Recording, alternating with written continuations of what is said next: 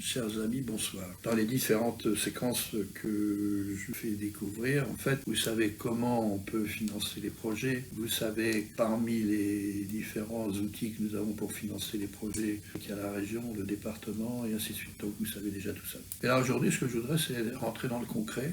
C'est-à-dire vous indiquer, pas tous les projets, mais une grande partie des projets qui se sont réalisés sur le territoire durant le premier mandat au regroupement des communes et à la mise en place de ce projet de territoire. Donc dans les différents projets que nous avons mis rapidement en place, il s'agissait de projets rendant la commune plus attractive. Donc la réfection de l'école dont je vous ai déjà parlé, l'école de Mortrin, mais nous avons aussi agi sur la commune déléguée de Notre-Dame-du-Toucher, qui était elle aussi en peine de recrutement d'enfants, voilà, où les effectifs sont souvent tangents. Donc nous avons réhabilité l'école de Notre-Dame-du-Toucher, notamment au point de vue énergétique. Nous avons installé tous les équipements techniques et numériques. Nous avons rajouté une classe. Voilà, donc ce sont des investissements très importants qui ont été faits sur cette partie-là de l'attractivité.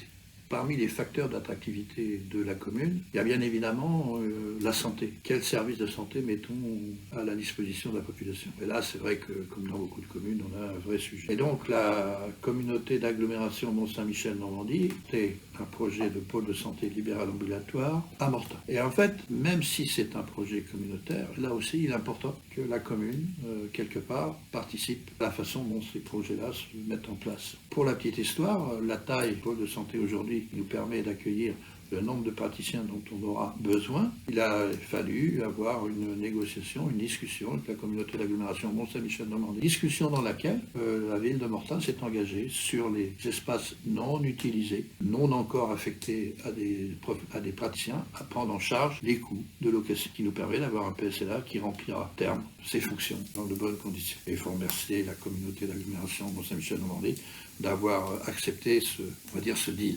Après, la commune nouvelle se devait de porter les projets qui ont été amenés par les communes déléguées, des projets qui étaient déjà bien avancés, notamment l'aménagement du bourg de Bion. Donc un gros travail a été fait, là aussi pour pouvoir financer correctement ce projet, notamment la mise dans le contrat de pôle de service, un bel aménagement du bourg de Bion. De même, la commune de Saint-Jean-du-Corail avait un projet d'assainissement collectif dans sa commune. Ce projet aurait pu être élargi associant la commune de Bion, mais pour tout un tas de raisons, c'était difficile. Puis de plus, l'assainissement est devenu communautaire, ce qui a permis d'ailleurs que ces charges-là soient prises en compte par la communauté d'agglomération Mont-Saint-Michel-Normandie. Mais il a quand même fallu sur Saint-Jean-du-Corail, que le réseau d'eau pluviale soit refait. Et là, c'est de la compétence de la commune. Donc la commune a porté la remise en état du pluvial sur la commune de Saint-Jean-du-Corail. Dans la foulée, un nouveau réseau d'éclairage public a été installé, lumière LED. Au contrat de pôle de service, il y avait aussi la rénovation des salles des fêtes de Notre-Dame-du-Toucher et de Villechien. Mais nous en avons profité pour refaire le parquet